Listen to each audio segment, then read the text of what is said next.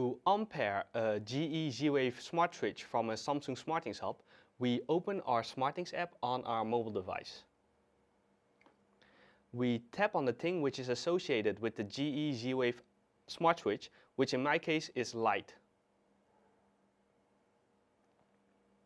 We tap on the settings icon at the right top. We tap on remove. We tap on remove. We press on the GE Z-Wave action button found at the front of the GE Z-Wave smart switch. The SmartThings app will show a confirmation message that the device has been successfully removed from SmartThings. We tap on OK. We have hereby successfully unpaired the GE Z-Wave smart switch from a Samsung SmartThings Hub.